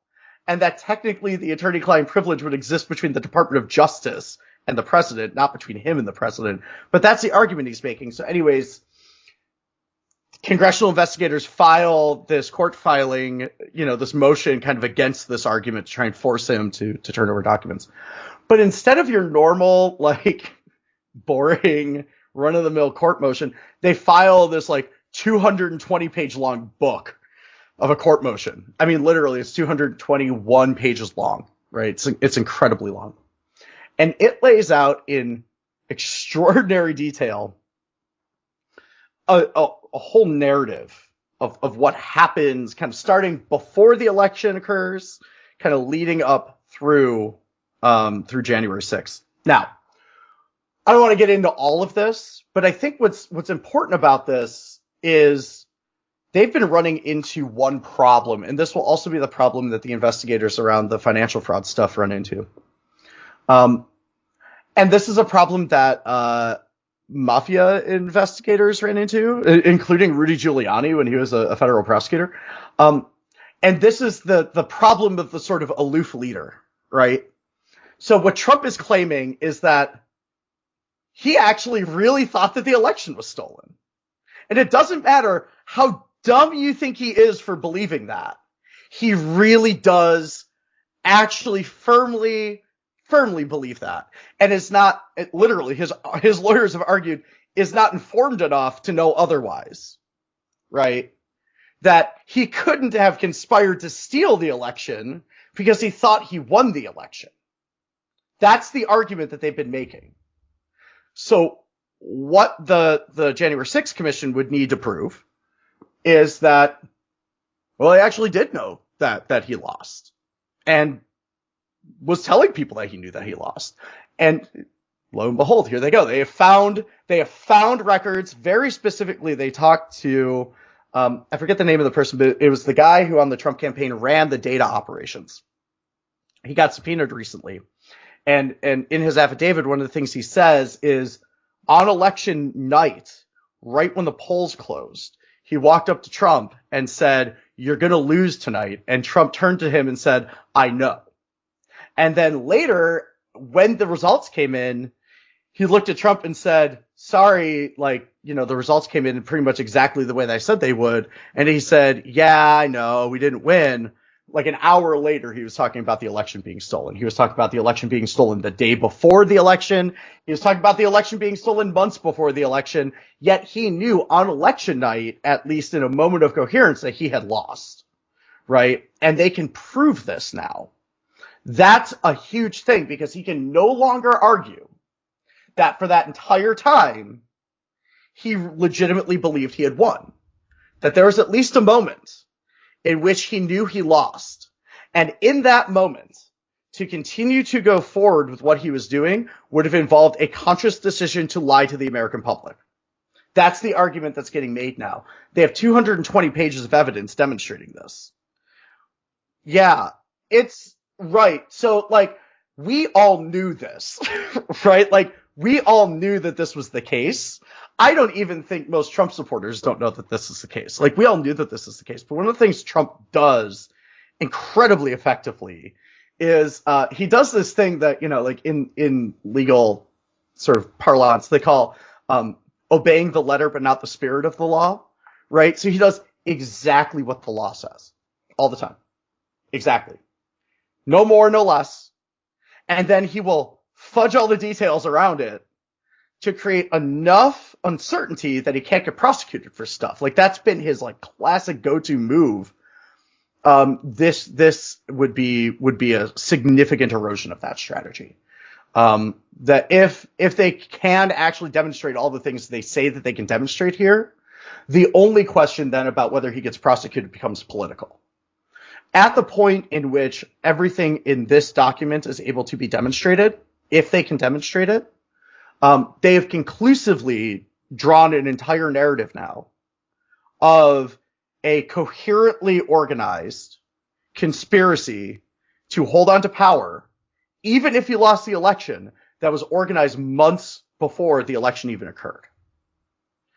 And if that's true, that's treason, right? Like, that's really serious. That means that a sitting president organized essentially the logistics of a coup attempt in the chance that he lost, right? That would mean that at no point did Donald Trump ever intend, and again, this is, I think, really obvious to a lot of us, but what this would demonstrate is that at no point did he intend to engage in the, quote, peaceful transfer of power. That this was always going to be what occurred if he lost. Always. And that there's nothing that could have happened to sort of sway that. I mean, these kind of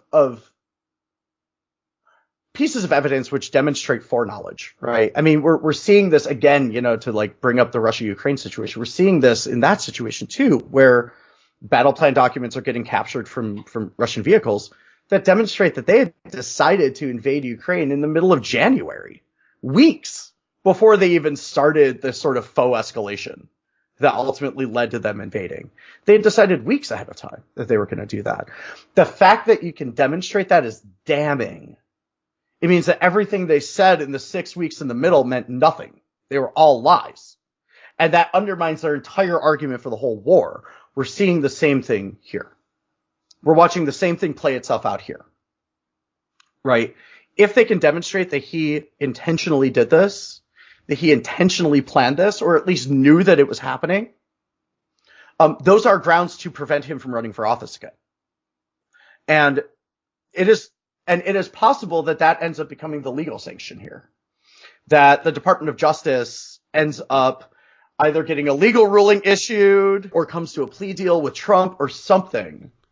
But there is the possibility they have all the evidence they need to bar him from office in the future.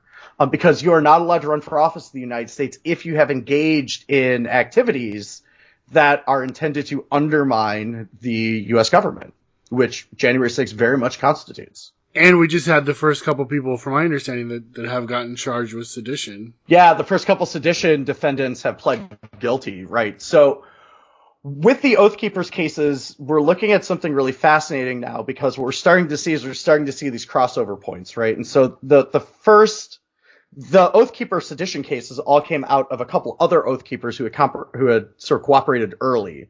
That led to the feds getting all the evidence they needed for the big sedition charges, right? Now, of those sedition defendants, 2 of them just pled guilty, and they've cooperated. Now, if they can show the same things that the January 6th Commission is finding, or the same things that anecdotally people are kind of aware of, which there's every indication that they will be able to, they will be able to demonstrate some sort of connection between people that were associated with at least the fringes of the Trump campaign and organizations like the Oath Keepers. That, again, is another really core piece in this entire narrative. If the Trump campaign or its auxiliaries in the super PAC world organized with the Oath Keepers ahead of time on purpose, knowing that they were an armed organization, that is sedition, right? Like, there are so many ways that people can go down at this point. All that has to get demonstrated is what they've demonstrated, which is that everybody knew. It wasn't that, you know, these people were convinced. It's that some people were convinced. The wingnuts were convinced. But that what we're starting to see is that the wingnuts were brought in to give retroactive justification for things that they had already decided they were going to do. And it was really just a question of how to explain it. Again, the Eastman case becomes really, really, really crucial here, because Eastman would be one of the people that would be living at the middle of this. And so if we're able to get those records out of him, I think what we're going to see is we're going to watch a lot more of these mechanisms kind of fall into place. We're going to see a lot more of the picture. Because right now what we're looking at is we're looking at a lot of fragments, right? We have these fragments of information about a funder over here and a phone call over there and something Paul Gosar staffer said over here and some meeting that happened with Katrina Pearson from the Trump campaign over here. Like there's all of these little tiny anecdotal snippets. But ultimately, it's the people that are living at the core of that, people like John Eastman, people like Stuart Rhodes, right, from the Oath Keepers, who are going to have a lot more knowledge of what happened between all of those pieces. That's the part that we don't know. Now, again, just because this is all going on does not mean that there's not going to be other attempts to do very similar things. Or at least the groups of people that were organized to try and do something like January 6th are still very much operative and increasingly taking on overtly quote, anti-democratic politics, right? Taking on authoritarian fascist politics. If they are to try something like this again, it will likely be organized very similarly. That those networks don't just disappear. Those networks take a long time to build. And especially when there's money involved. And so we need to understand how these things happen. And we need to understand them in their nuance, right? I mean, this is a conversation I've been having with a lot of people recently about a number of things going on in the world. But we do not serve ourselves very well when we allow our analyses to become ideological and simplistic. What happens in that moment is that we sort of substitute our understanding for any sort of awareness of what is going on in the world around us, right? That we take some sort of rigid view of the world and we sort of substitute the dynamic world for that. And that prevents us from really understanding what we're doing, what context we're doing it in, what the various forces arrayed in that situation are, how we should act. We essentially cannot think of strategy through that lens. We cannot think of how to counter another attempt at something like January 6th if we think of just every Trump supporter like a Nazi. We have to understand the nuances between these organizations. We have to get how their politics mesh and break apart. We have to understand how they fund and support each other. We can't just sit there and be comfortable with simplistic explanations. Things like this are proving to us why. This has been the It's Going Down podcast. Check itsgoingdown.org for daily updates, columns, action reports, and news. Go to itsgoingdown.org/shop to support us and follow us on all social media platforms. IGD, your daily resource for insurgent proletarian life.